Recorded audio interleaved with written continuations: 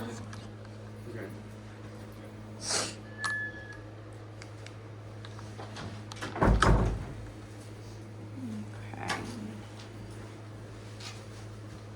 Yes, okay. All right. Thank you very much, Mr. Johnson. My pleasure. It's a pleasure to represent the good name of the hospital. All right, so the time is now 3:33. If everybody is ready for this deposition, we will now begin. For the record, this is case number 2.24-CV-0189-SAB, Jenny Ison versus Children's Mercy Hospital. In the room today is Anna Araya, Jordan Croter, counsel for the plaintiffs, Patrick Johnson, Aiden Wasserman, counsel for the defendant, and the witness, Joe Johnson. I am Jordan Croter. I'm an attorney representing Jenny Ison.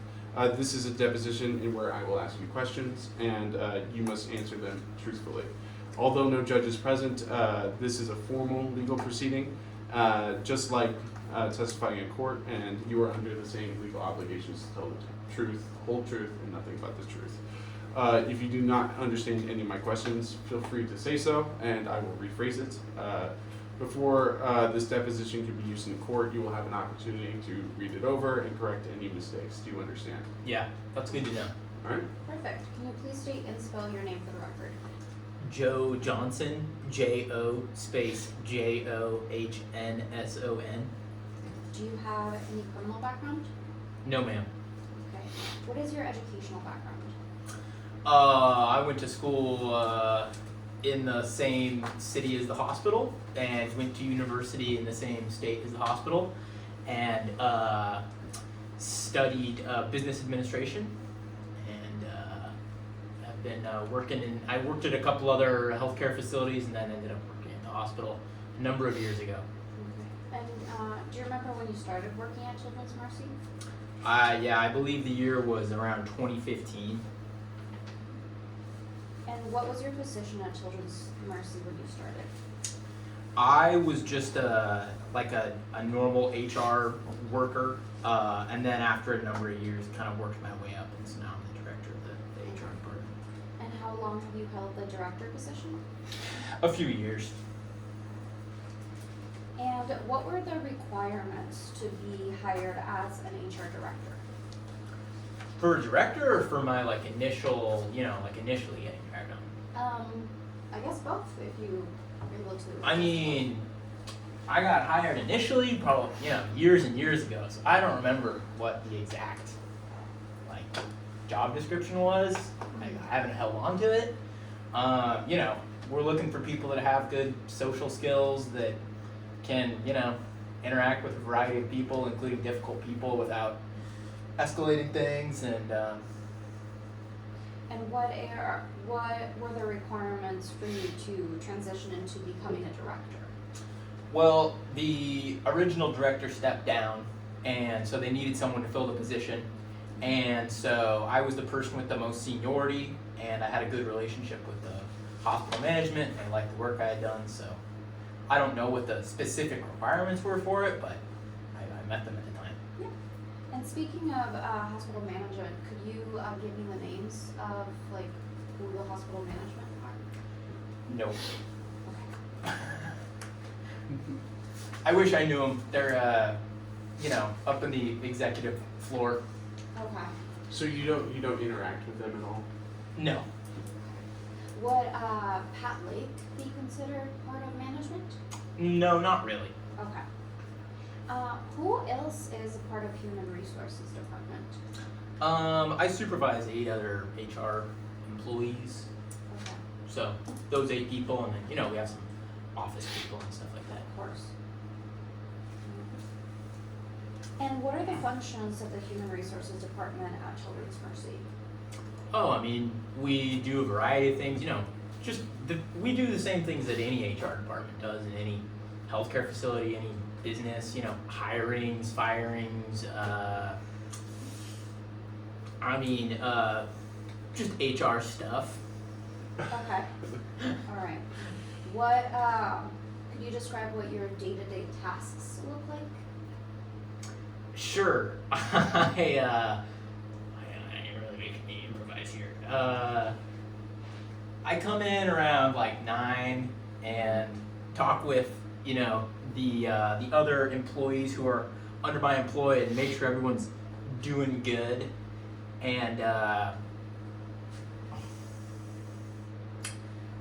I will check my email as Okay. you do. Yes. And there's another kitty. What the hell do HR people do? Do you perform employment evaluations? Yes. Or, Yes. okay. Do you perform trainings on a regular basis for employees? Yep.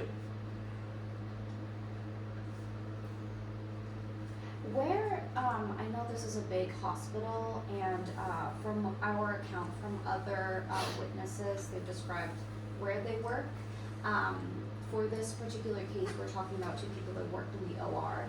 Sure. What is your proximity to the OR in terms of where you work physically? Like where in the hospital? Yes. I work up on the 2nd floor in the HR department, so all the operatory stuff is on the ground floor. Okay. So we're not having to bring patients like up and down. Gotcha, I understand. Yeah. So basically, the 2nd floor is an administrative floor. Sure. You could think of it like that. And do you ever walk around the hospital during your, what would I say, like shift? I mean, just to try and keep things like, you know, respect patients' privacy, I don't really roam around like amongst the patients and the doctors down on the 1st floor. I might walk around more amongst like other administrators. Okay. Yeah. And how often do you meet with department heads?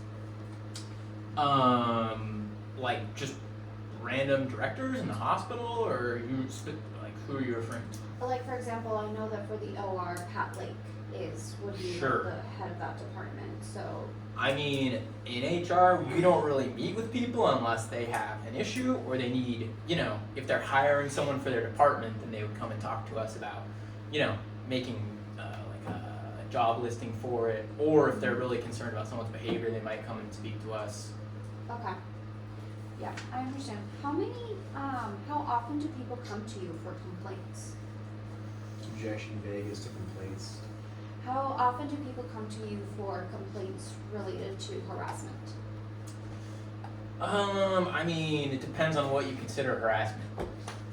What would you consider harassment? Objection calls for a legal conclusion. Do I have to answer? You do. You do. I mean, we get people coming in and complaining about all kinds of stuff. Some of it we consider serious enough that we might open our own, you know, investigation into it. Some of it is people complaining about things that are realistically just part of any workplace where people have disagreements. So, And how often do you think, regardless of like how serious you believe those to be, how often do you like, how often do we like open investigation into something like something more serious?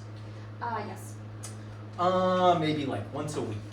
once a week, okay. I mean, there's 1,200 people in the hospital, so you can imagine disagreements among 1,200 people are not uncommon. Yeah, I understand. I know you mentioned briefly this, you mentioned that people come to you when they want to hire or fire someone. Sure. How involved are you in making those decisions for hiring and firing?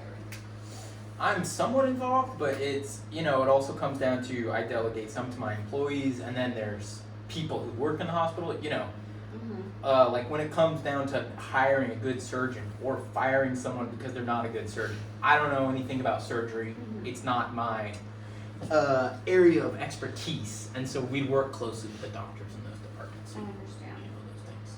Does the HR department do background checks when they hire people? Of course. Okay, perfect. And do you have sole authority to fire someone?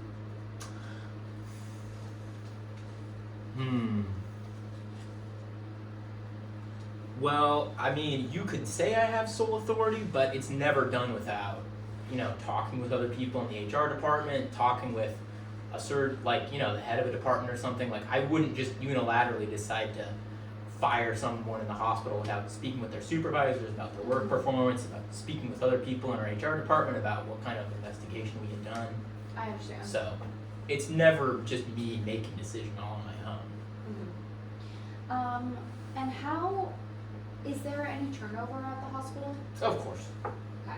How, is there big turnover? I mean, Objection vague, it's a big. yeah. What do you consider? What would you consider big turnover? Are you consistently having to hire and train, new staff members on, let's say, every 6 months? Vague is to consist, Go ahead. Withdrawn. I mean, this is the only hospital I've worked at, so I don't really know what's like typical. It is a large hospital, so of course there's always people leaving for a variety of reasons, and then we have to replace those people, so we're always hiring and training people. I mean, almost constantly, but Okay. there's a lot of positions, so. Do you see a lot of turnover specifically within the nursing department, Biggest. or within nurses in general in the hospital? Objection vague is into lots of turnover. Yeah. Do nurses? Do you tend to hire a lot of nurses, Of course, yeah. and subsequently do you tend to fire a lot of nurses? Oh. Or do nurses tend to leave often? Objection compound. Yeah. I'll take those questions one at a time. Sure. Do you tend to fire a lot of nurses? We do not fire a lot of nurses, no. And but do nurses subsequently leave for other reasons?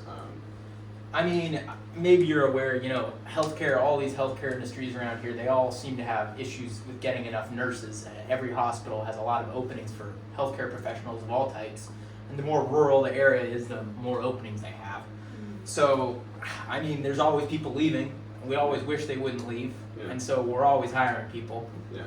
Do you, And go ahead. do I'm you sorry. find it difficult to find, quality candidates for the hospital? I wouldn't say we have a difficulty finding quality candidates. I would just say that all people across the healthcare industry, there's a difficulty of finding nurses in general to fill the number of spots that we need. Okay. Do you find yourself in a situation where you are pressured from hospital administration to retain candidates? I mean, we want to stay well staffed, so we don't want to let go of people unless there's good cause to. Mhm. But we don't want to keep on people that might be mistreating patients or they're working poorly with one another. So And to that effect, so what qualities are you looking for in candidates, especially in nursing? Like what qualities specifically make a good nurse? In terms of the hiring process. in terms of the hiring process, I mean, from my end, I don't know about the medical credentials that really make a good nurse. So I would leave those up to, whatever department specifically has a shortage of nurses and would be looking to hire those for, they determine what kind of accreditation they might need to have, or how many years of experience they might need to have. I work with them, I sit in on interviews, so I'm interested in, do they have good interpersonal skills, good social skills. And how would you define good interpersonal skills and social skills? I mean, it's one of those things where you know it when you see it. Okay. And- When you're working with someone and they're easy to get along with and they get along well with other people, then Did you know it when you see it with Russell Fagan? when I first started working with Russ Fagan, he seemed fine to me, yeah. Okay. Were you involved in his hiring? One second, let me look at my notes. We do understand that it's been a year, sir. So take all the time. Oh, I appreciate it.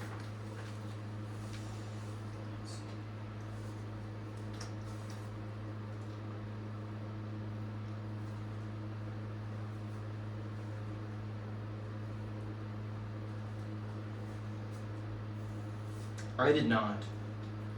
You did not hire Fagan? That's correct. Okay. Okay. Are you at all involved in the process of transferring workers from one department to the other? No. No. Is HR at all involved with the assignment of preceptorships? No. Do you know who is? That would be more of a departmental thing. Okay, so when you have someone wanting to transfer from one department to the next, do the heads of those departments arrange that then? Objection calls for speculation. I don't know exactly how that works, but yeah, I think that's handled by either them or someone else in administration.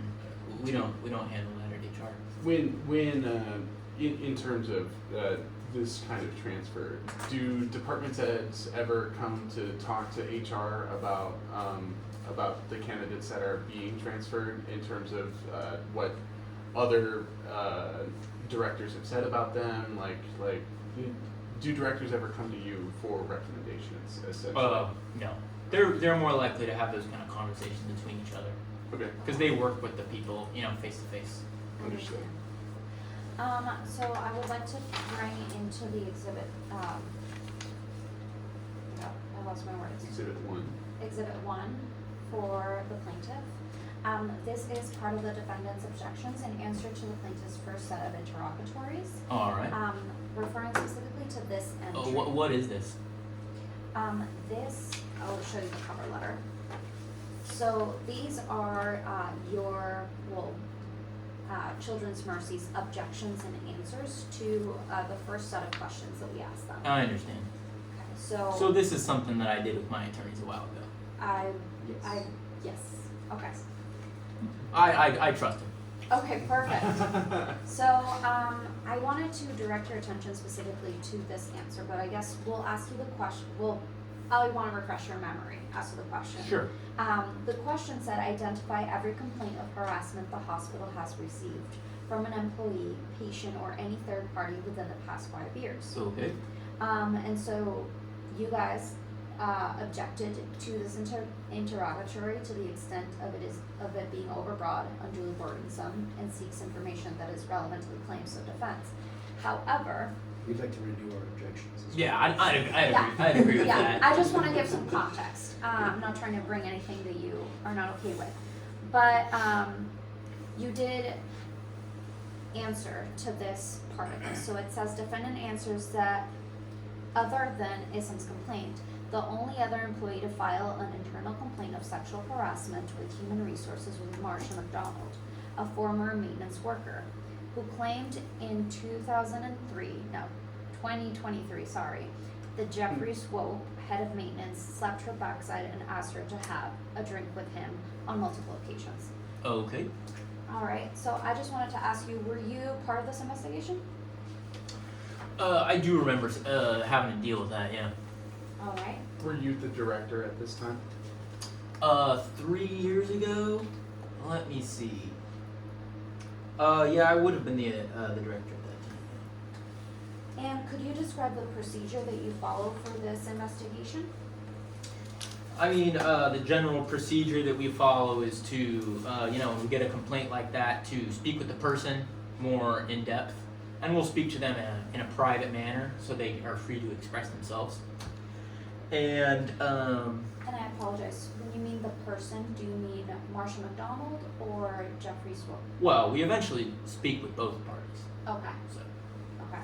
And you speak to both, you ensure privacy with both individuals when we you're- wouldn't speak to either person with the other person in the room.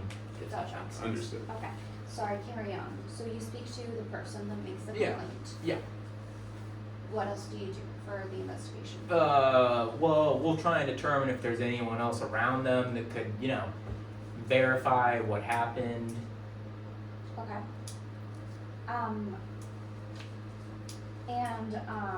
Once you determine if there's someone else that can verify, what is your next step? We would speak with them too. Okay. Is there anything else that you do during the investigation? Well, unfortunately, that's kind of as deep as we can go without, violating people's privacy rights. Filming them surreptitiously or something. Okay, do you take notes during the investigation? Oh, of course. Do you make reports during the investigation? Yes. Yeah, we keep, our own files and our own notes on people so we can keep track of things. And are these memos, I apologize, counsel, are these memos circulated only for the sake of HR, or do you hand these reports to other directors, other administrative staff? These stay confidential, Okay. so they stay within HR. And do you provide any type of update to the parties to this complaint? Yeah, sure. So once we've made decisions, if we figured out, once we think we've figured out the best of our ability what's happened, we'll let people, the two parties, know what our decision's been. Okay. But you do not make updates to while the investigation is being conducted. It's only after you make a decision. Oh, you mean do we speak to them throughout it and like let them know? I mean, we might tell them what's happening next. So we might tell, if we're speaking to one of them, we might say, hey, we're gonna, speak with the other people and figure out, try and figure out what's going on more. Okay.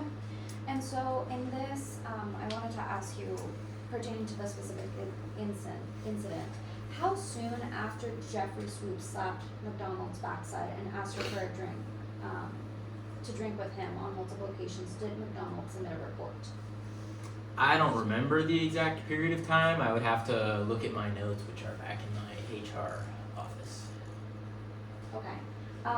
Do you know if Swoop asked, we mentioned him multiple times. Yeah. Did those multiple times happen in one day? I don't recall whether they happened the exact time period. Okay. Yeah.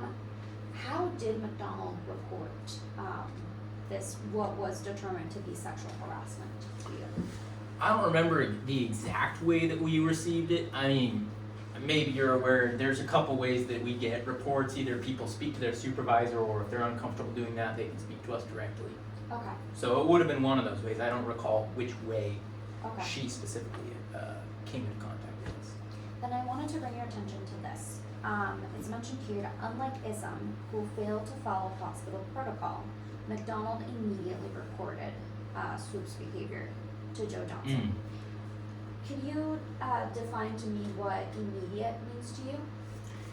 I mean, immediate just means soon enough that there's still people around that we can discuss things with. So I'm sure you're aware in Jenny's case we have some issues because some of the people in her department have died and some of them have moved to Europe, and so there's just not that many people left to speak with. We were not aware that some of those people had died or moved to Yeah. Europe. Could you elaborate on that, please? Sure, Mr. Kent, a nurse in their department, is dead When did he pass away? a while back. I'm assuming after the investigation concluded, though. No, before. But you had a investigation. Let me show you.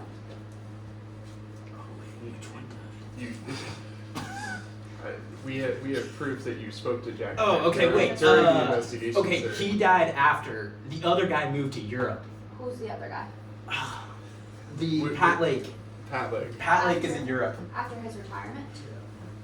Yep. But you just said that you would want to have it soon enough so that you could speak to all the people. But you Right. did speak to all the people. Well, I didn't get to speak with Pat Lake. He's the guy in Europe. Okay, And I can't ask the other guy, the dead guy, any more questions. that's fair. So I guess going back to like what it means for it to be immediate, would you consider it needed to be 10 minutes after the incident occurred? I mean, that would certainly be immediate. Would an hour after be immediate? Sure. Would a day after be immediate? Sure. Would a month after be immediate? I would say at the point that you have people in the department beginning to die off, it's no longer immediate. How would an employee know when that point would happen? When people start dying, Yes. that's when they would know.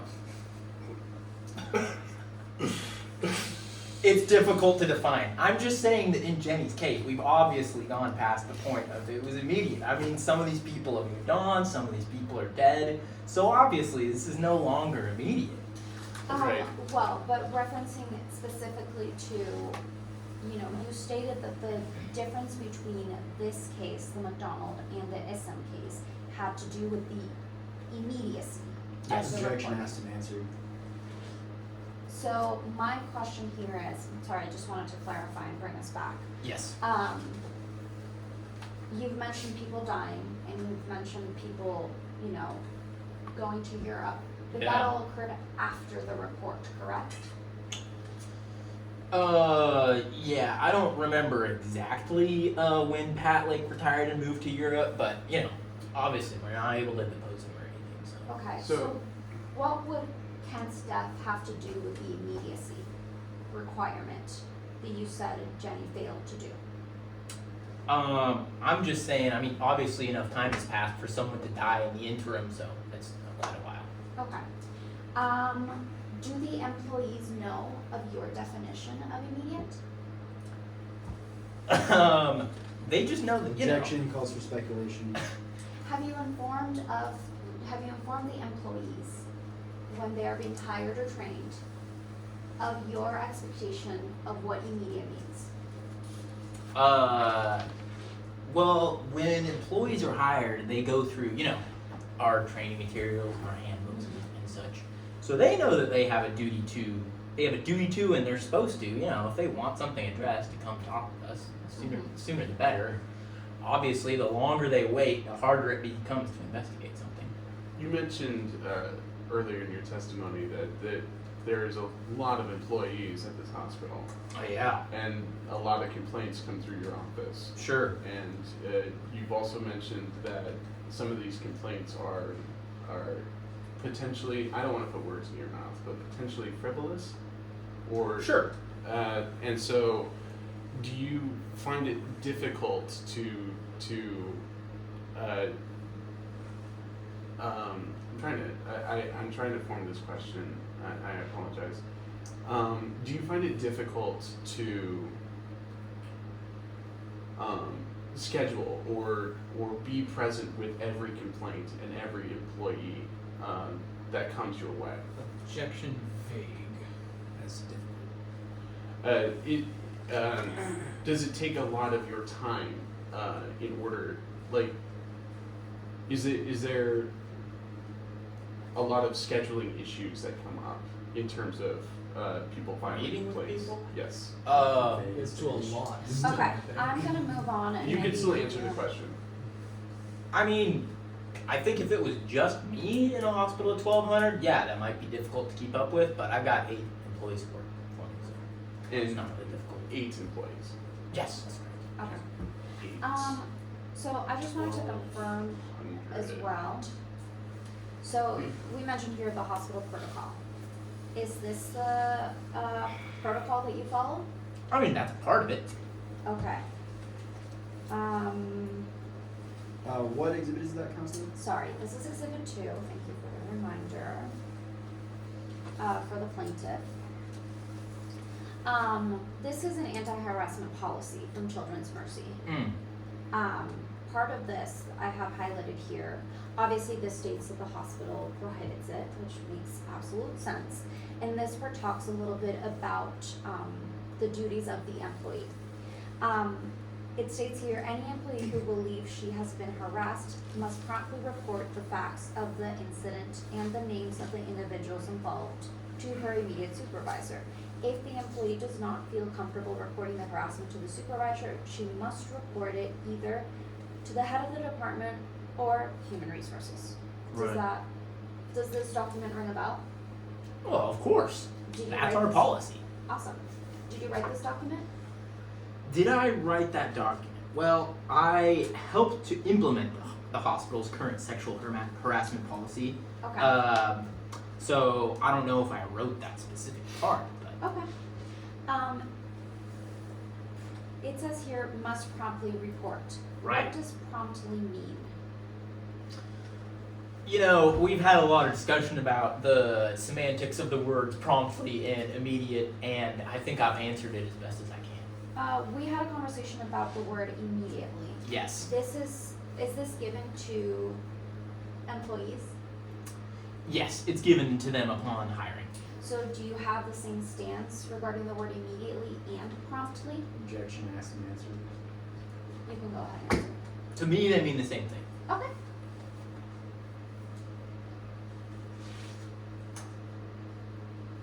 Okay. Can you describe to me the process of how an employee submits a harassment complaint? Well, it's right there. Well, I mean, I guess in more detail than this. This just states report. So what would a report look like? A report could look like them speaking to one of these individuals involved. So can Including yourself? Sure. So can a report be verbal? Yes. Okay. Does the report have to be written? No. Okay. If the report I mean, we might take written notes of it, but, you know, when people come in and talk to us in their office, we don't demand that they write something out. They can just come and speak with us. Okay. And sorry. Are the employees aware of the fact that they can do both verbal or written reports? Objection calls for speculation. Have you notified the employees that they can do written or verbal? I mean, they've got a copy of this and something we speak to them about, so, Okay. I mean, you know, we do assume that our employees are literate. Yeah, I would hope that my nurse is literate. Yes. Are HR rules and procedures printed and posted in clearly visible places in the hospital? Are these printed, you're asking, and posted in clearly visible places? Yes. Well, I mean, they're distributed to individuals upon hiring, so, I mean, in that sense, they're clearly visible. Okay. But they are not, again, I believe that you did ask this question, but for clarification purposes, you do not post these around the hospital. Like at a lunchroom. In the lunchroom, yes. Well, I mean, these don't exactly make for the most exciting of posters in the hospital. So we don't post them in every room, but, you know, outside the HR, you know, offices, you can find a copy of this. Do you only post exciting posts? You know, it is a hospital, so it's not a particularly joyous place for most people, and so we do try to make it a nice place for patients to be. Do you have legal requirements to post certain policies? Objection calls for a legal conclusion. I'm not an attorney, so I don't know. You don't know if you have a requirement to post like OSHA posters? I don't know. Outside You the scope, he should doesn't know you should OSHA ask my requirements. attorneys about that. As an HR director, you don't know OSHA requirements? As an HR director, I do HR things. And that sounds like a legal thing that you should talk to my attorneys about. Okay. I worked in HR. So do I.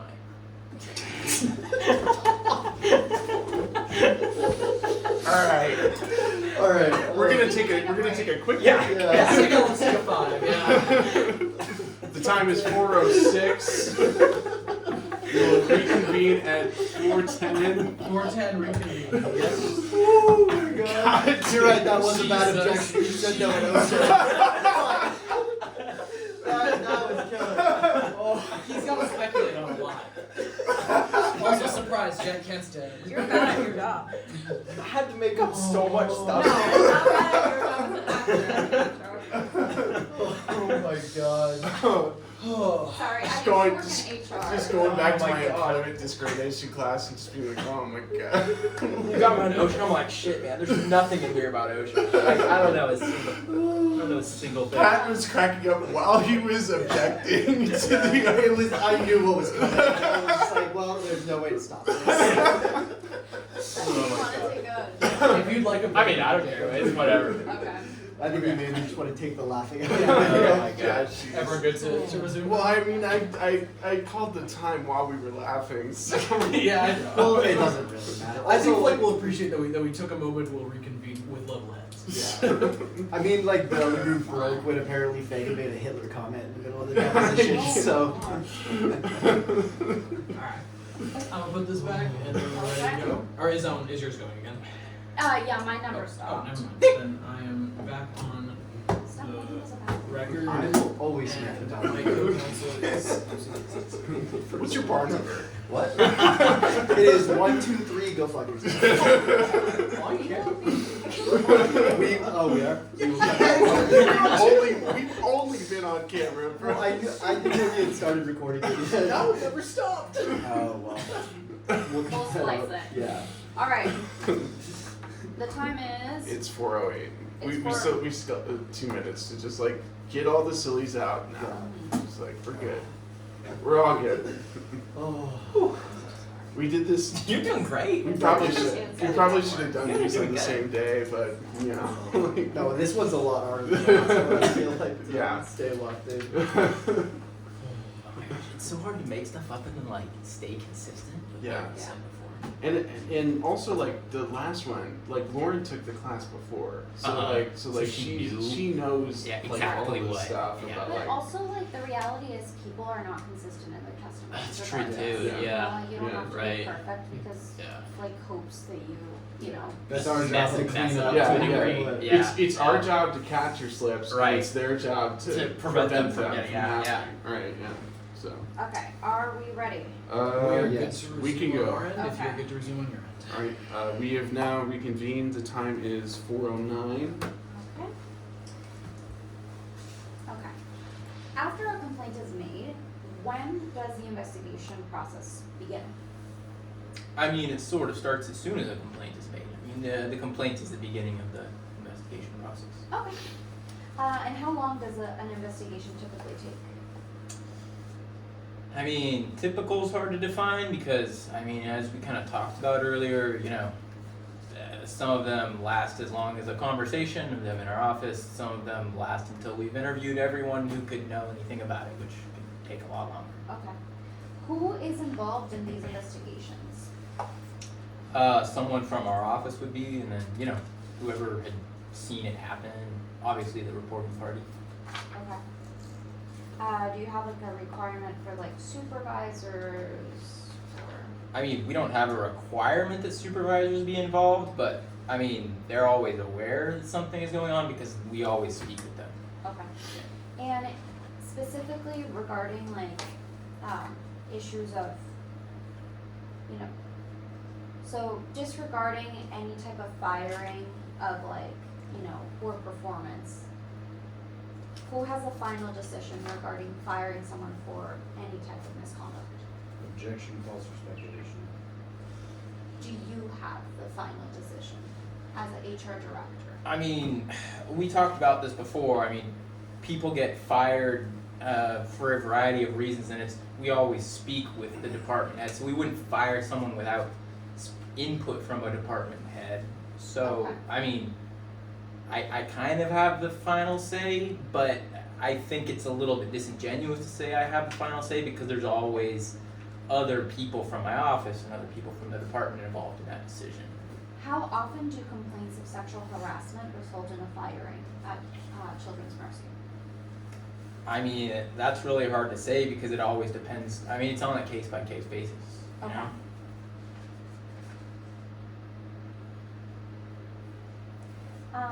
And how many complaints does an individually typically make before a full-on investigation is made? Objection vague is to typically.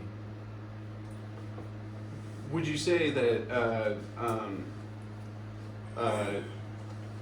in the wake of a complaint that your office would conduct an investigation immediately? I mean, it just depends on the complaint, right? So if, you know, as we've talked about before, some of the complaints just aren't serious enough to even warrant an investigation, it would be a waste of time, frankly. And some of them, if they're serious, then of course, you know, we would open an investigation immediately. All right. And I know that my co-counsel spoke about this, but would you say that an investigation that takes 4 days, that's a long term for an investigation? Objection vague is to long. Yeah, I mean, it depends, you know, if it's a case of, if it's a really insubstantial case, then 4 days might be long. If it's something serious, then 4 days would be brief. Yeah. Okay. Specifically for sexual harassment Oh, investigations. for sexual harassment, I mean, again, it depends on the facts of the case and how many people might have seen it and what exactly happened that the person is alleging. Okay. Understood. So I wanted to bring in Exhibit 3 for the plaintiff's side. This is a copy of a training that was performed in 2023. Is JJ, would that be you? Some people do call me that. Okay, perfect. Was this a presentation before or after the McDonald's sexual harassment claim? I don't recall the exact timeline there. Do you remember if McDonald and Swoop were in attendance of this at this presentation? Objection, relevance. You can go ahead and answer it. Hold on one sec. I'm gonna try and figure out for you if that occurred beforehand or not. Gotcha. Take your time.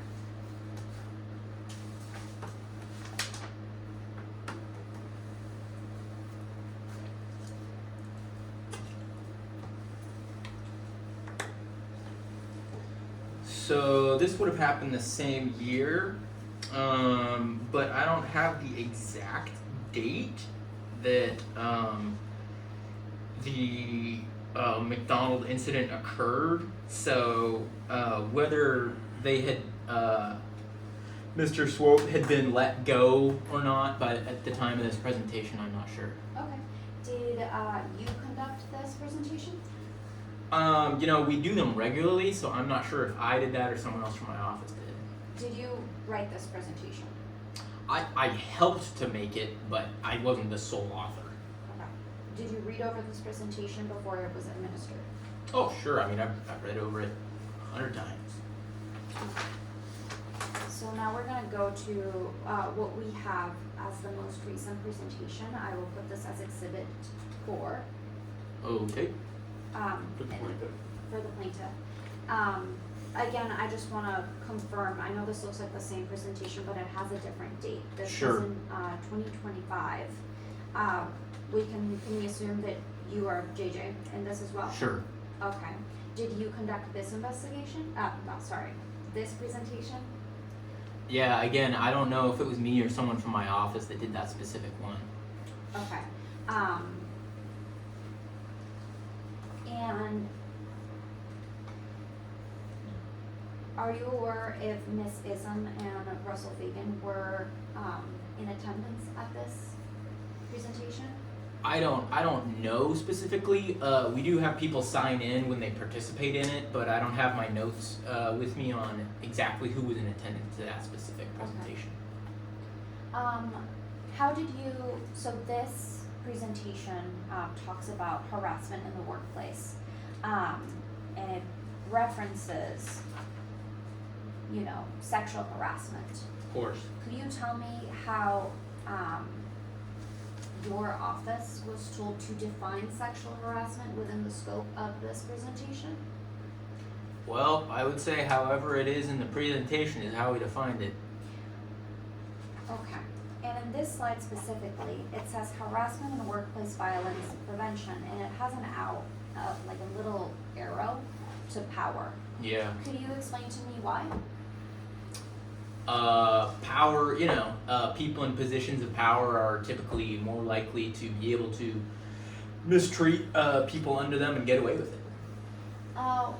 What do you think motivates a person to sexually harass a coworker? Objection, calls for speculation. You can still answer that question. I don't know. I don't sexually harass my coworkers. Do you think people are motivated by sexual attraction when they sexually harass? Objection calls for speculation. I have no idea. You should go down to the county jail and ask some of the people down there. They might give you some insights. Do all the people that are involved in sexual harassment claims at Children's Mercy end up in county jail? No. Maybe. I don't know. Objection, calls for speculation. So would we have to go down to county jail, or could we just speak to one of the? Objection, argumentative.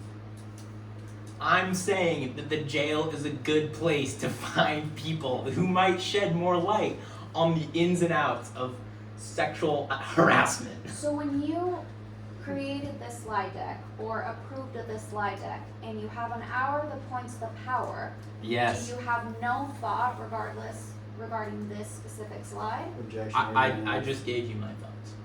Why did you put this here? We put it there for the exact reason I just told you. Okay.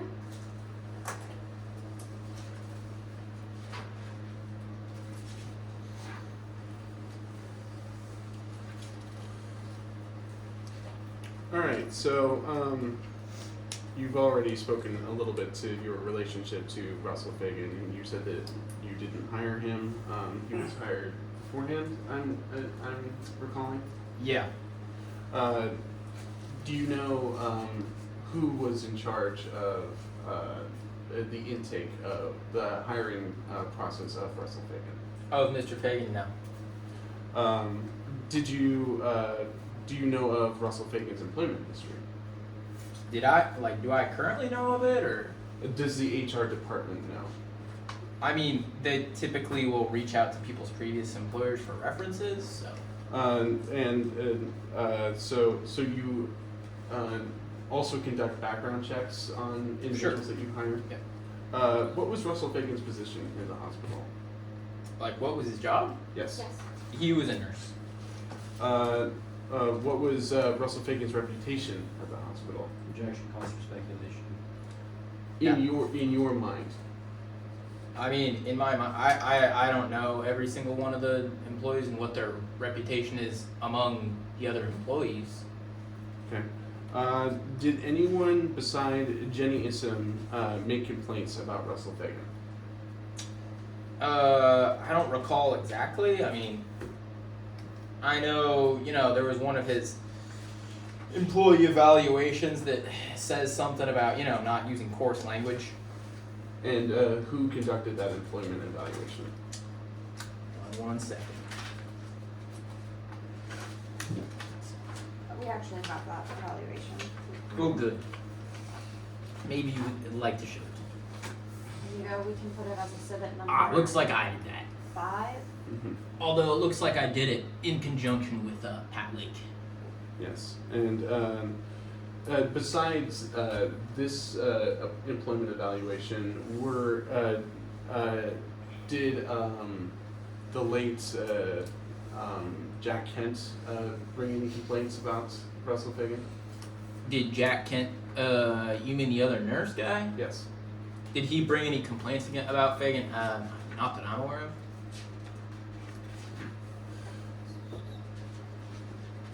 What complaints were made about Russell Fagan? Objection. Assumes facts, not evidence. In terms of the exhibit that's in front of you, what complaints are I made mean, against? you want me to read it? Yes. I can go ahead and read it. So, in the additional comments, it says, talk with Russell about treating all employees with respect, especially employees he trains. This means refraining from using harsh or colorful language and keeping his hands to himself. Russell acknowledges that sometimes he can be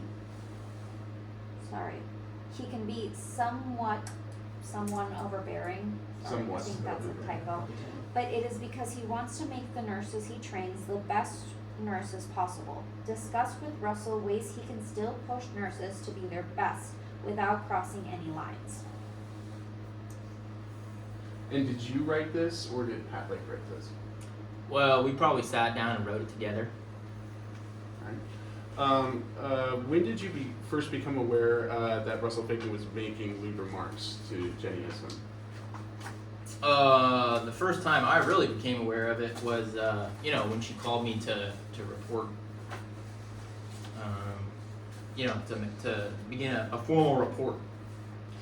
But this is significantly earlier in time to that call. Okay. So I guess why did you have this conversation then? I mean, these employee evaluations are regularly completed for all the hospital employees. I mean, we do, 1,200 of them a year. Then why did you say specifically refrain from using harsh or colorful language? It sounds like perhaps he was using harsh and colorful language. And how would you know about that? From my discussion with Pat Lake. And how would Pat Lake know about that? Did he tell Objection you? calls for speculation. Did Pat Lake tell you of any instance in which Russell Fagan had used harsh or colorful language? I don't remember exactly, the instances. What you have written here is about as much as I know about the specific way that Pat Lake came to the knowledge. Did Pat Lake ever tell you that Russell Fagan was not keeping his hands to himself, No, as described here? no. How did this come about then? Well, I mean, he would have told me about it whenever we were writing this. So. Okay. And so on April 15th, 2025, did Jenny approach you to tell you that Russell Fagan was making lewd remarks about her? Objection vague as to lewd remarks. This is in the interrogatories. That's like verbatim what it No, says. he can still answer. Okay. I don't recall the exact wording she used. I think she implied that, he was using some kind of coarse language. Did she? Excuse me, I apologize. Did she make any indication?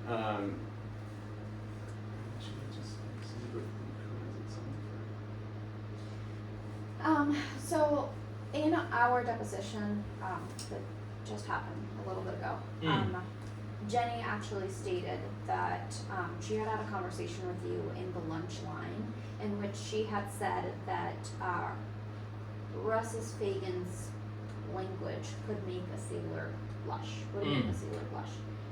Do you recall this conversation in the lunch line? I mean, I don't recall what exactly she says, but I remember having some conversation with her that day, yeah. Regarding Russell Fagan? Yes. Okay. And regarding like his language? Yeah, regarding some comments that he was making or something. Okay. What was your response to this this allegation that Jenny made? I told her I was willing to open an investigation into it, and I told her she should come on down to our office and, start filing a formal report and get things going.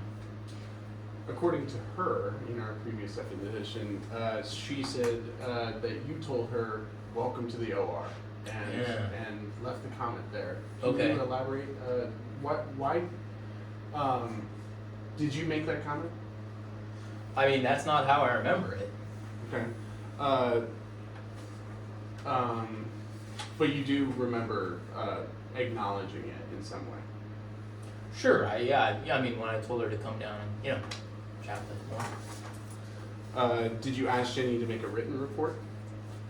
I don't recall, requiring her to write anything. We don't require anyone to write anything. Why didn't you ask her to write a report? Well, I told her to come down and, talk with us more, and she never did. Did you follow up with Jenny about this conversation? No, I didn't. Did you contact Fagan regarding Jenny's verbal report? No. But I wouldn't necessarily call it a verbal report. It was just sort of a conversation in the lunch line. Did you tell anyone else about this? Did you discuss it with your staff? Did you talk to Pat Lake about this? No. Did you conduct an investigation based on Jenny's statements? No, I mean, I'll be honest, in a hospital, even though people are working professionals, we do have, standards of conduct. It's not uncommon to hear coarse language in the hospital. Yeah. So it didn't really, set off any alarm bells for me. Yeah. I want to turn to a portion of the policy and procedures for responding to harassment complaints. And it states here, As exhibit we will enter this as exhibit 6, yeah, for the plaintiffs. It'll be the entire document. Sounds good. And specifically, it says, it states that managers and supervisors must take in all complaints or concerns of alleged or possible harassment seriously, no matter how minor or who is involved. If a person complains directly with the HR director, my question is, if a person complains directly with you, the HR director, does the HR director have to follow these provisions that are stated within the handbook? Objection vague as to complaints. Yeah, I mean, going off that, I have people talking to me all day in the hospital, and all kinds of them have complaints about people that they work with, but not all the complaints about people they work with are necessarily, an HR report, something they want to formally get going. Right, yeah. If you came to me and you said, I'm working with this Anna girl, and she's driving me nuts, I wouldn't necessarily open an investigation into that. Right, but the report says that you have to take every single one seriously. Of Can you course. define what take seriously means in your own words? I mean, it's hard to define. I think it just has the general meaning that you would expect them to take seriously. Right, and so in taking something seriously, would that potentially mean following up with the person that issued the complaint, or like? I mean, it could if it was a serious allegation, of course. How would you define what is a serious allegation and what is not? I mean, from years of working in HR, it's just kind of one of those things that you also kind of come to, know from experience whether, you can also kind of tell from the contents of what someone's telling you if it's something really serious or if it's, just a normal complaint about a coworker. Did you make all of this clear to Jenny when you were speaking to her in the lunch line? No, I mean, as you can imagine, I can't exactly run around with a disclaimer for everyone I'm talking to in the hospital. Did you take appropriate action to prevent any retaliation or prohibited conduct from occurring during, after an investigation or a complaint, or is that the policy of the HR to do so? To do what exactly? To take appropriate action to prevent retaliation or prohibited conduct from recurring during, and after investigations or complaints. Objection as to form. Ask them one by one, please. Yeah. Did you take appropriate action to prevent retaliation? Period. Period. At what point? When? After a complaint. After the lunch line conversation. Oh, after the lunch line conversation? I mean, to be perfectly frank with you, I didn't really do anything after the lunch line complaint. It didn't really seem that serious. Did you take appropriate action to prevent prohibited conduct from recurring after the complaints in the lunch line? I mean, it depends on how you define appropriate action. I didn't think that anything was necessary. I deemed that appropriate. Why didn't you deem it appropriate? It seemed like a, kind of casual, offhand comment. Did I you also, I offered to have her come down and encourage her to, and she said, it's something I can take care of myself. So. Did you ensure that both the individual filing of the complaint and the accused are aware of the seriousness of sexual harassment in the complaint? Oh, of course, yeah. Did you explain? Did you do this for the lunch line? For the lunch line, Yes. there was no allegation of anything sexual in nature in the lunch line. Did you explain the hospital's SH policy and investigation proceedings to all parties involved in this complaint? In the lunch Sexual line? harassment. In the lunch line, are you asking? Yes, all of these are related to the lunch line. No, ma'am. Did you explore informal means to resolve these complaints? Yeah, I told her to come down and talk to me in my office. Did you arrange for an investigation or prepare a written report? No, because, we couldn't really start anything if she didn't want to talk to us anymore. Is that the policy that you only start things if the complainant wants? Objection, are you gonna do? I mean, It's I think you'll understand that it's basically impossible to investigate something if someone's unwilling to cooperate with you. Why is it impossible? I mean, if someone doesn't want something investigated, they can't tell you when it happened, where it happened, who saw it, who might have knowledge of it. I mean, you can't go interview 1,200 people about something someone told you.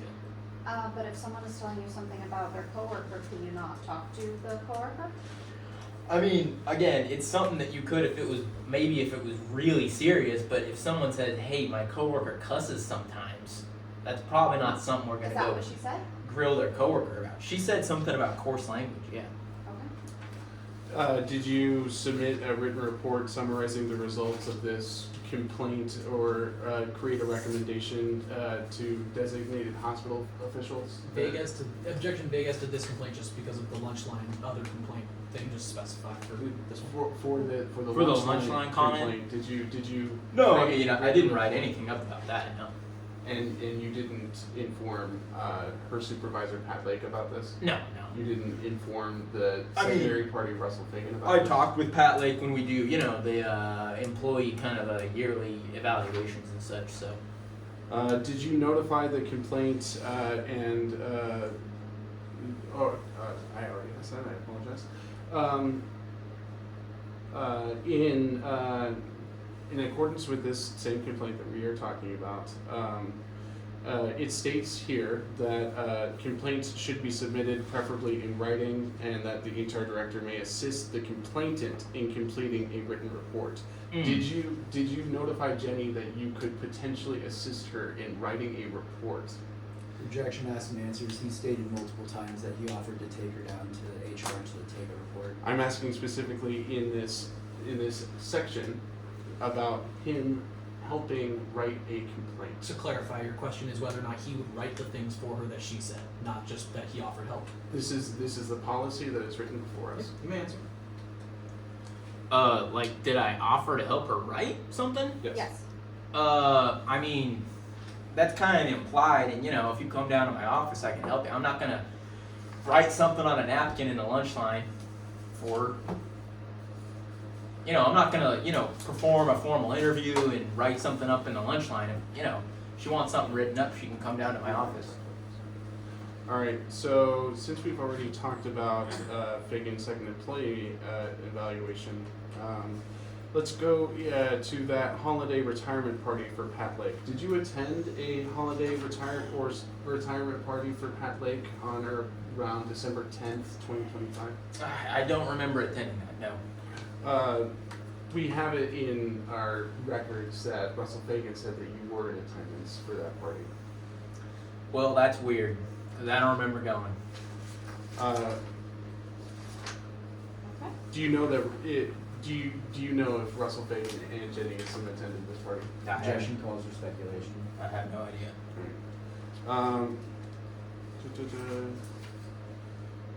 So, a lot of these would be speculative.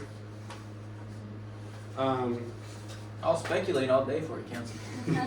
Well, I mean, I guess As your attorney, I advise not to speculate. Objection as to that. if that's fine with you, sir, then I will then ask these questions, and they will object to speculation, but you can still answer them.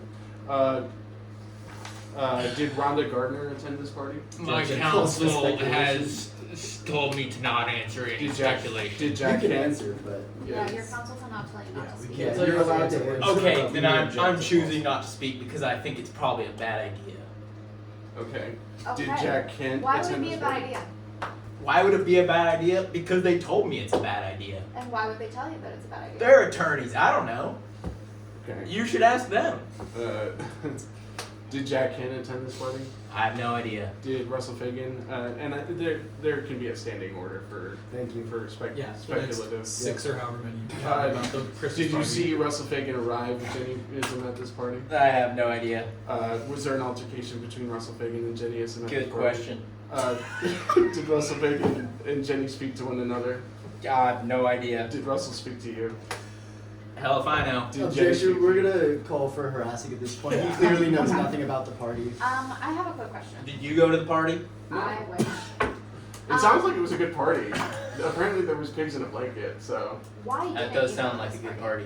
Why didn't I attend? Yes. I can't remember. Okay. Probably something with my wife. Do you how close are you to Pat Lake? To Pat Lake, just as close as anyone else in the hospital. Okay. And so you did say that Pat Lake had moved to Europe. Yeah. Do you know when Pat Lake moved to Europe? No. After his retirement. Okay. So, so he had a retirement party on December 10th, Okay. and this is written into the record. And then immediately the next day, on December 11th, Jenny Gissam filed a complaint, or I will ask it in the form of a question. On December 11th, 2025, Jenny Gissam called to report that she had been subject to sexual harassment by Russell Fagan to your office. Is that correct? Regarding the date, Yes. You can introduce this if you like. And we can introduce this as exhibits 7 for the plaintiffs. Sure, I mean that date looks correct. Okay, and so, and you said that you couldn't contact Pat Lake Right. for this investigation Yeah, because he had moved to Europe. that's right. So did he move to Europe the day after having a Christmas party? Objection calls for speculation. Retirement party? His retirement party? I don't know, man. I wasn't at the party. All I know is we tried to contact him and it turned out he was in Europe. Okay. Who else did you try and contact that you were unable to contact? Like who all else did I speak to? Yeah, I mean, we know based on the record that you spoke to Jenny, Jack Kent, Yeah, right. RIP, and Russell Fagan. Right. Was there anyone else that you attempted to contact and were unable to? Besides Pat Lake. No, those were the only people that we spoke with. Sorry, I'm too excited. It was a pretty good question. There are some Facebook posts, and I'm sorry to jump around. You know what? We'll leave it for later. You're good. Okay, where were you when Jenny Isom called you on December 11, 2025 with this complaint? Oh, where was I? I don't recall exactly where I was. I mean, I might have been in the office or depending on the day of the week, I suppose I might have been at home, but I'm not used to giving out my personal number to employees. Were you under the influence of any substances when she called you? No. Were you alone? I mean, I would have been in my office, so there might have been other employees, out working in their offices. So, So you were in your office on December yeah, 11, 2025. sure. Okay. I mean, it wouldn't make sense thinking back on it. And it was a phone call? Yeah, And to your knowledge, was Jenny the only person on that phone call? as far as I know, Did you record that phone call? no, I don't record phone calls. Is it not the policy of the Human Resources Department at the Children's Mercy Hospital to record phone calls for the purposes of investigation or for posterity reasons? We don't record phone calls because we get all kinds of phone calls, and so being in a hospital for privacy reasons, we don't want to be recording anything that shouldn't be recorded. That's understandable. According to the record, you spoke with Jenny for 2 hours. What was said during this conversation? Let me check my notes really quick.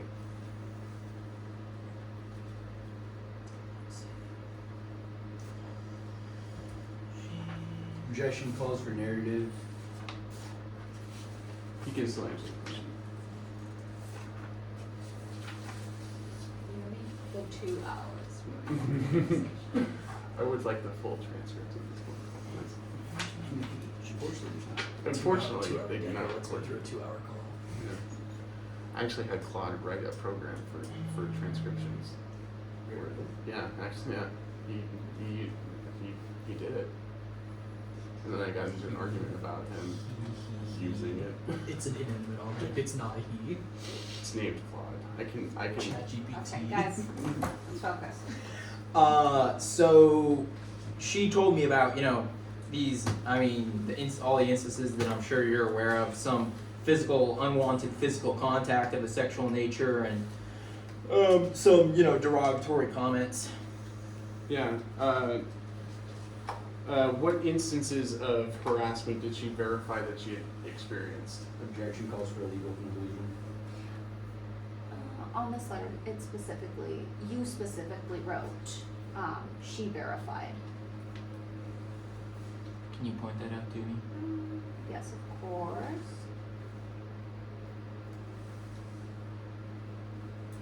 She verified Mm-hmm. that she had told me about each and every instance of perceived harassment she had experienced. Okay. So which The ones question is? were they? The instances of perceived sexual harassment?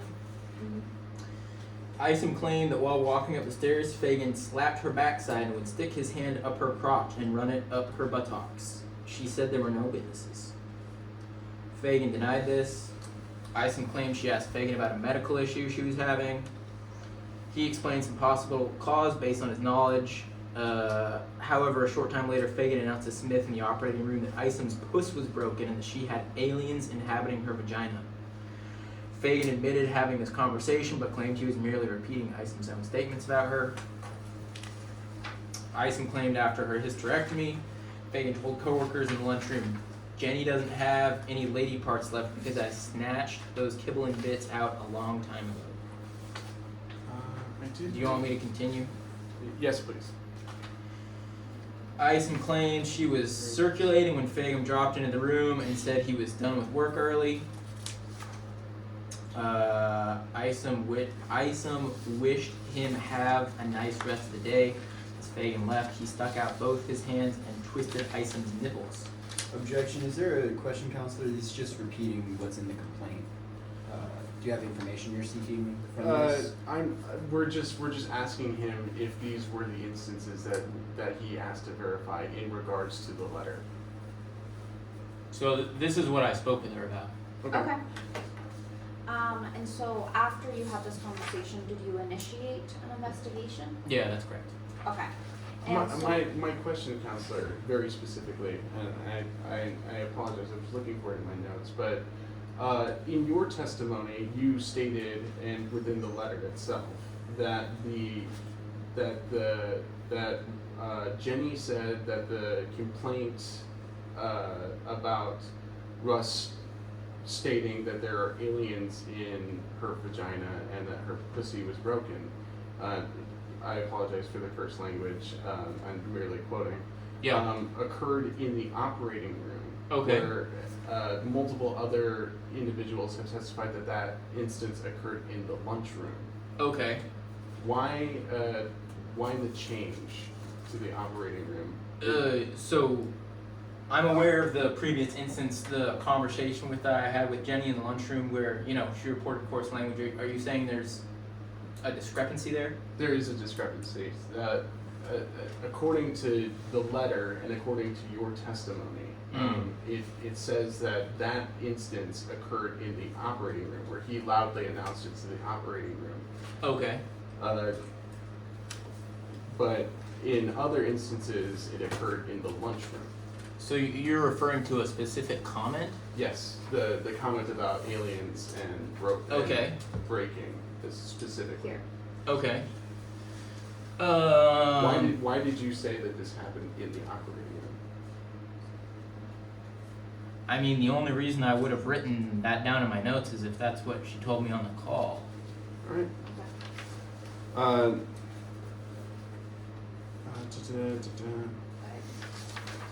right here. I can Yeah. give you some. During the investigation, did you ensure that both the individuals in this complaint and the accused were aware of the seriousness of this sexual harassment? Oh, of course, yeah. Did you explain the hospital's policy to Jenny on the phone at this time The hospital's policy regarding which? Sexual regarding harassment. sexual harassment? I don't recall what exactly I shared with her at that time. I mean, in any case, she would have been aware of it. Did you potentially explore informal means of resolving this complaint? Well, what do you mean by that? Did you discuss with her any informal ways to resolve this complaint in accordance with we're going through the policy once again? Oh, I For this understand. complaint specifically.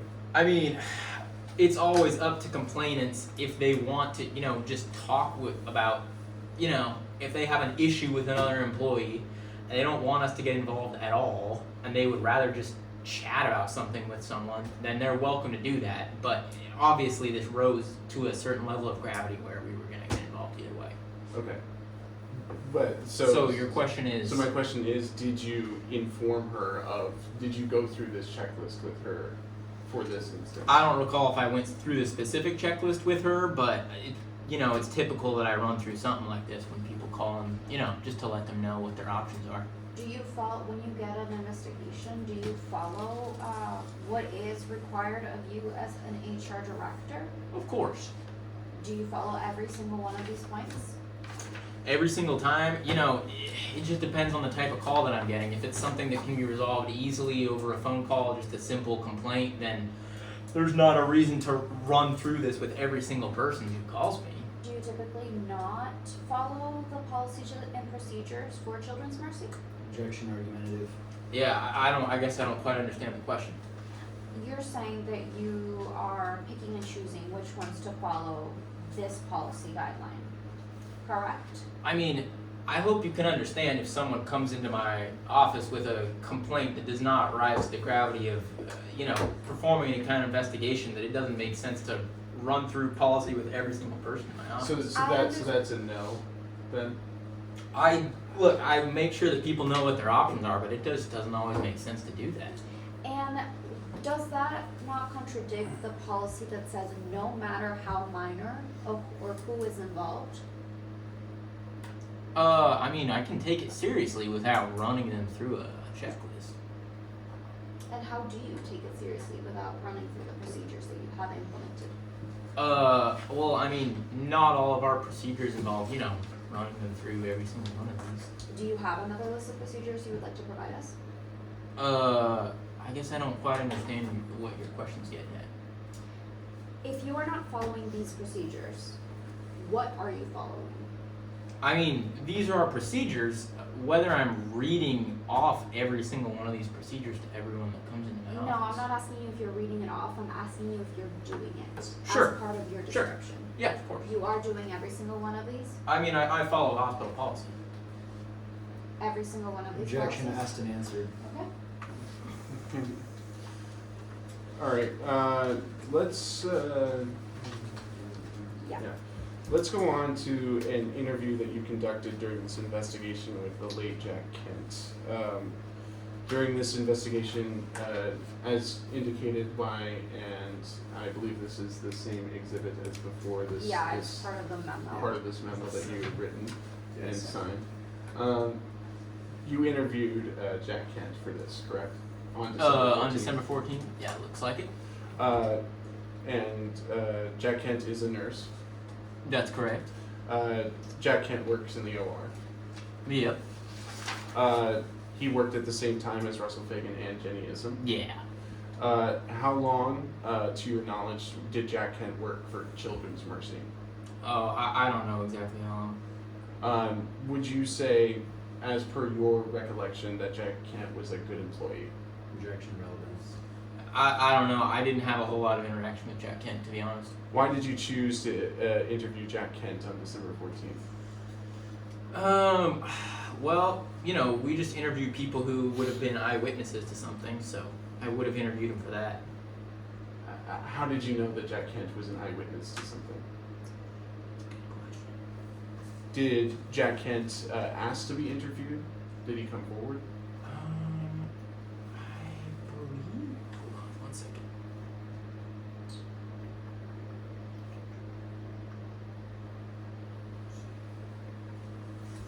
Oh, okay. So in my conversation with Jenny, she implied that some of the comments that Fagan made were not directed at Jack Kent, but were made in his presence. Understood. So just to clarify, he did not ask to be interviewed. No, I don't recall him asking. Okay. And just for clarification purposes, you did write this memo, correct? But I mean, yeah, it would be something I would have written up. Yep. During your investigation, you described Jack Kent as uncomfortable and nervous, correct? Sure. Why did you describe him that way? Well, because he seemed uncomfortable and nervous. Do you? Okay. What made you have that perspective? Like, what was he doing that made you think he's uncomfortable and nervous? Just kind of the way he came across.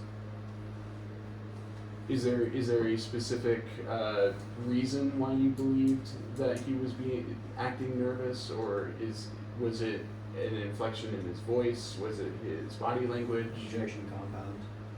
Was it in his voice? I mean, it was just kind of the general feeling I got. I didn't know, maybe he was nervous about, just discussing a sensitive topic or something. You mentioned you really have not interacted with Jack Kent prior to this. Yeah. So how would you know if he's uncomfortable or nervous? Just the way that anyone is uncomfortable or nervous. Where did you interview Jack Kent? I don't remember exactly where I interviewed him, but I did speak with him. It indicates here in the record that you interviewed him in the OR. Did you interview him in the OR? It says that in-person interview Jack Kent, RN in the OR. Well- He's an RN for the OR. Well, I guess can you clarify can that you for us? clarify this for us, whether or not? Yeah, this it's not is- my habit to interview people while an operation's taking place. Well, I'm not saying that you did it while an operation was taking place. I'm merely asking if this was conducted within the OR. If this interview I took mean, place I within the OR. don't typically interview people in the OR. No. So was this conducted in a private area in your office potentially? Yeah, usually I talk with people in my office. Did Jack Kent state that Russ commented that aliens were inhabiting Jenny's vagina? He remembered the alien comment. Yeah. Again, did he say whether or not this comment happened in the lunchroom or in the OR? I don't recall him remembering exactly where the comment was made. Did Jack Kent indicate that Russ said that Jenny doesn't have any lady parts because I snatched those kibbles and bits out long ago? He did say it in the report here that he said. Right here. Okay. Yep. Did Jack Kent indicate that Russ swore and used harsh language towards Jenny? Whatever is in my report, that's what I'm sticking with. And so I also want to turn to some of these posts. This will be entered into the record as Exhibit 8 for the purposes of the plaintiff. These are some Facebook comments that have come up. These are specifically Jenny Hisson's Facebook comments. Okay. Do you, in the conduct of your investigation, look towards people's social media in order to gain a greater scope of the people that are involved in this? You're asking if we, dig through people's social media? Yes. Yes. Typically we don't. Typically, we rely on eyewitness testimony and trying to figure out what was going on that way. Okay. Do you know of a nurse who works at the hospital named Shannon Smith? I don't know every single nurse at the hospital, no. Okay. Why didn't you choose to interview this particular nurse for this investigation? I mean, I interviewed people that Jenny Eisen brought to my attention would have been witnesses to, the accounts. Okay. So then let's go to Russell Fagan's actual termination, indicated again on page. It's right here. This is Exhibit 9 for the plaintiffs. What was Russell Fagan terminated for? Violation of standards of conduct. Can you point to where specifically in the standards of conduct, and this is going to be Exhibit 10 for the plaintiffs, what code did Russell Fagan violate specifically that caused him to be terminated? It looks like you've helpfully highlighted a couple for me that would be applicable, and I would agree with those. That was not on purpose. That highlighting is not to be paid attention to. No, you can read all of them. I mean, his coarse language was the reason he was let go. It's just general. She was generally unprofessional. Okay. Did you clearly communicate to Russell Fagan that he was terminated for being unprofessional, as you say, and these reasons alone? I don't remember the exact language that I used with him, but I got that point across. Did you terminate him in person? No, I terminated him over.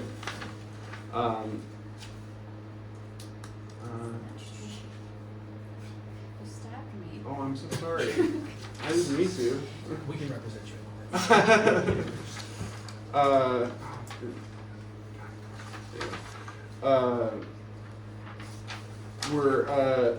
Were you the only person on the call when you terminated Russ? Like, you mean, was it just me and Russ on the call? Yes. Yeah. I mean, as far as I know. Did you speak to his supervisor before terminating him? His supervisor? No, I don't recall speaking with his. Wait a second. His specific supervisor would have been Pat Lake. Is that right? It would have been, but did you speak to his new supervisor? Because as you said, Pat Lake retired. Yeah. So I wouldn't have spoken with his new supervisor. No. Who is his new supervisor? Or would have been, sorry. No, I don't know. And so, okay. Did you guys hire someone before Pat Lake retired?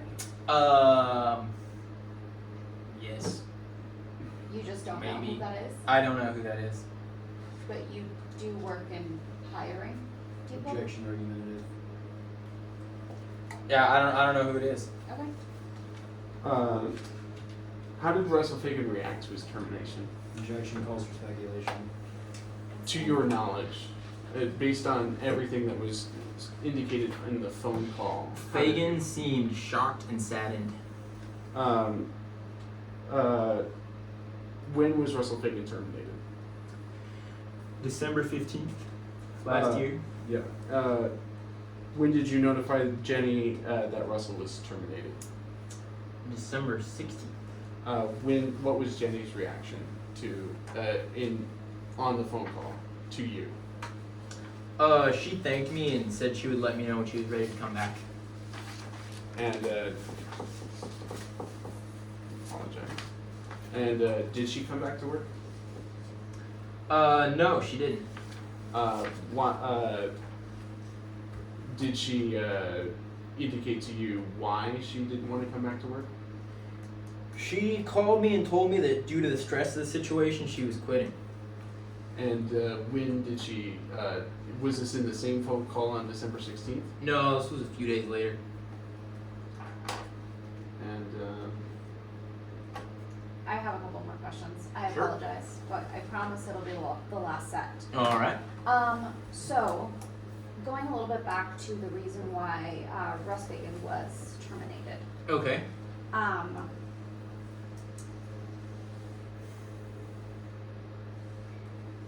Could you go through these and tell me which one exactly was the reason he got terminated? Which one exactly? Yes. I mean, I don't recall if it was one precise one. Lots of times people's behavior can fit under variety. Okay, would you indicate the variety of the reasons why? That was one.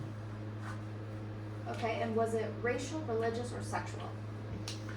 I mean, all the comments that were reported to us were of a sexual nature or just general coarse language. Okay. What else? Let's see.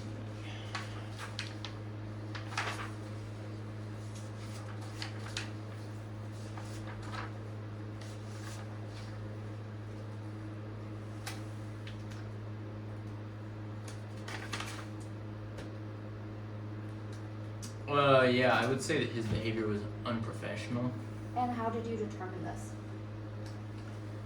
I mean, there's no specific criteria for unprofessional, but I mean, looking at the kind of comments that he made, I think they seemed unprofessional to me, they seemed unprofessional to Jenny, and I think they seemed probably unprofessional to people around her, so. Were the comments the only reason why you decided to terminate Russell Fagan? Yeah, basically, just general unprofessional behavior. Behavior or comments? I mean, to me those are Physical somewhat or verbal? interchangeable.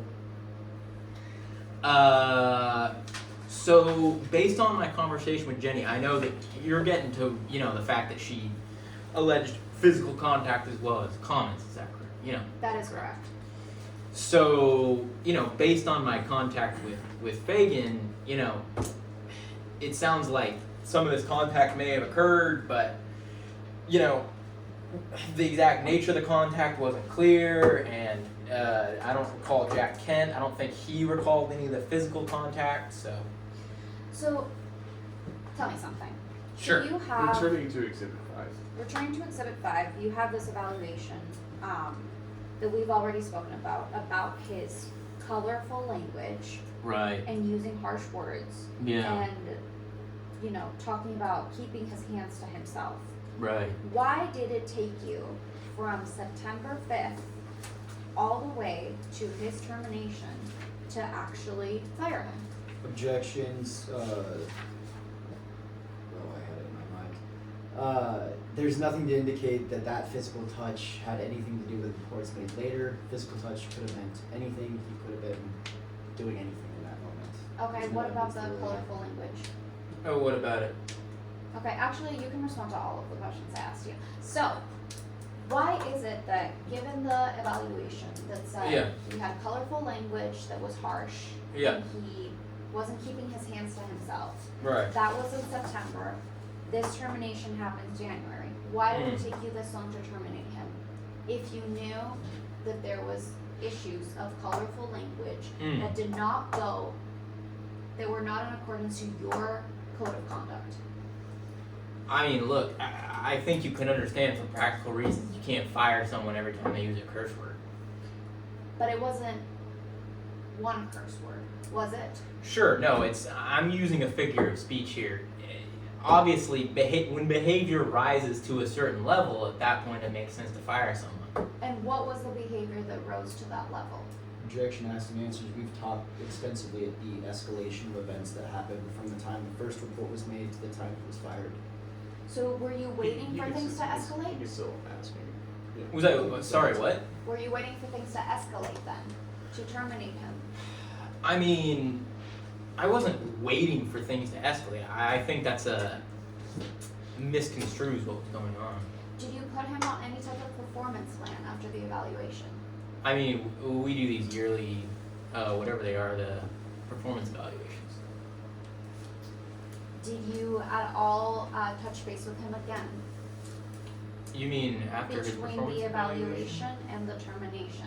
Did you have any other conversation with Russell Fagan about No. his coarse language? No. Okay.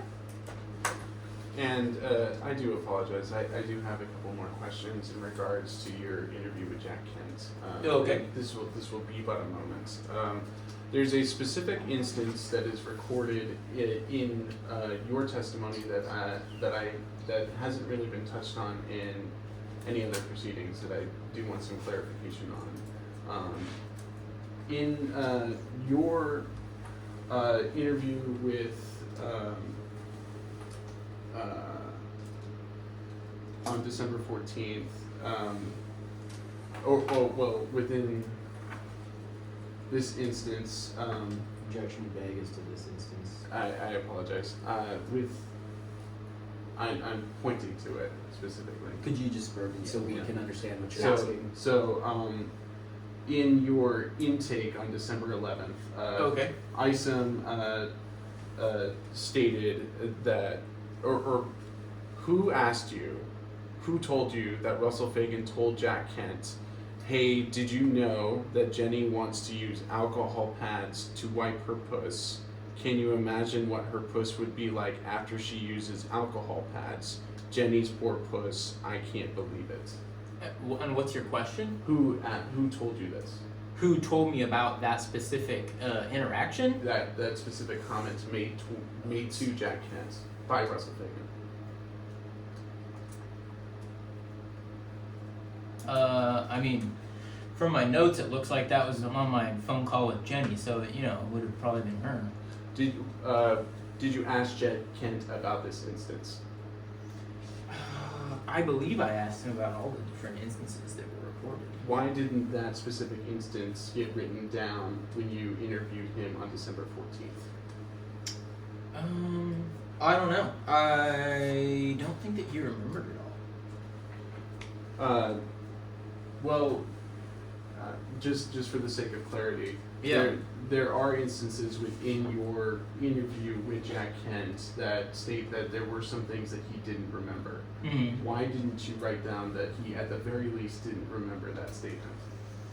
Oh, I don't know. I mean, if he didn't remember all kinds of things, I probably just didn't take note of every single thing he didn't remember. Is it possible that you didn't ask him that question? I don't know. I mean, anything is possible, counselor. Did you ask both Jack Kent and Russell Fagan about every single one of these instances that Ms. Ism mentioned to you on your phone call? Did I ask Jack Kent about all these? Yes. I mean, I would have. It's my practice to, with any eyewitness, I would have gone through all the, allegations. Why did you write this with such emphatic language? It almost sounds like you heard it yourself. I don't know. All right. I mean, other than that, I apologize. I should have asked that earlier. But with that, I don't believe I have any more questions. Do you have any more questions, Johnson? No, I don't have any more questions. All With right. With that being said, this deposition is over. So if you All have any right. more questions, the time is 5:08. Thank you for coming. Of course. Speaking with us. Thank you for your time, Mr. Johnson. Yeah, Mr. of course. Johnson, free to go, and we will be in contact. Oh, all right. Just in stereo. Thank you.